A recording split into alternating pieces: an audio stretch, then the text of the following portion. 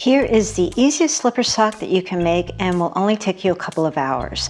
The reason it's so simple is because we're just making a rectangle using half double crochets and then joining it together. That's it. And then once you get the basic concept down, you can experiment with different stitches and yarn weights to create your own unique styles. For the slipper socks I'm making today, I'm using 2 balls of a bulky size 5 yarn with a 6mm hook. Now the required hook size for this yarn is actually a size 8, but I want the stitches to be tighter and less gappy since it will be stretching over the foot. The ones I'm making today will fit an average female foot, but it's very easy to resize to fit your needs. For that, there are 3 measurements you need to get the perfect fit. First, measure the widest part of your foot at the ball of your foot. Wrap the tape measure around your foot to measure the circumference. This is going to show you how wide you want to make your rectangle. Next, measure the length of your foot, from your longest toe to your heel. And finally, we want to measure from the heel to the calf to create your cuff. I like to go up about 6 inches, which will give about a 3-inch cuff.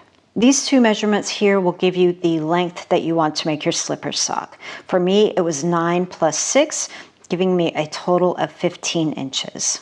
Now, if you're making this for someone else, be sure to check out the Craft Yarn Council, where they have a list of average sizes and measurements. This is a really useful tool, and I'll leave a link in the description box. I wanted to share another big tip before we get started on the pattern. As you're turning your work before each round, be sure to do it in the same direction each time. You're going to be really surprised at what a difference this makes to the overall look of your edge. It really doesn't matter which way you turn, just make sure it's the same each time. However, I did see a video recently that showed if you turn your work with the working yarn sitting in the front, it gives a much straighter appearance to your edge. So that's what I'm going to do for this project since I won't be adding any stitches to the cuff. To begin, create a chain for the length of your slipper sock. If you're following along with me, start with a chain of 42. This is 40 for the stitches plus 2 for your turning chain. Next, starting in the second chain from the hook, work a half double crochet in each chain across. I do recommend that you add a stitch marker at the beginning and end of each row. This is going to make sure that you keep your stitch count accurate. It's very, very easy to lose a stitch at the beginning and the end, at least for me, so this takes away the risk of making an uneven rectangle. Chain 1 and turn, and work a half double crochet into the back loop of the first stitch.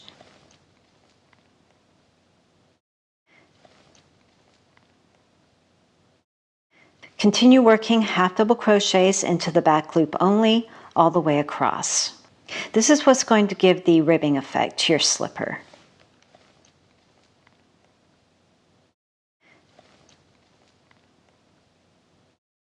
When you reach the end, chain 1 and turn, and repeat the same sequence. A half double crochet into the back loop only. And then just continue doing this until you reach your desired width. For the one that I made here, I did 12 rows. I started with 13, but it was a bit too loose, so I went down to 12. Remember, you do want this to be a little bit snug because yarn stretches. To join together, fold your 2 sides. To begin, just slip stitch as close as you can to the tip or edge of the other side. Just pull the yarn through with a slip stitch and tighten. And now we're just going to do a slip stitch all the way down to join our sock together. You'll notice that the tail is to the left of me, so my half double crochet stitches are facing towards me and that chain foundation row is away from me. So what I'm going to do is I'm just going to work a slip stitch into the back loop only of this one towards me, and then just into the chain stitch on the one behind. You do not have to do this. If it's confusing to you, don't worry about it. It just makes the ribbing effect look more consistent when it's all seamed together. So I'm just going into the back loop only, and then into the chain stitch, pulling my yarn through all 3 of those stitches to create my slip stitch. Back loop only, into the chain stitch from the foundation row, pull the yarn through all to slip stitch. If you finished on a different row count and you have the chain stitch in front of you and the half double crochet side behind, then just do it in the reverse order. You'll do your slip stitch into the chain and then into the front loop only on the one in the back.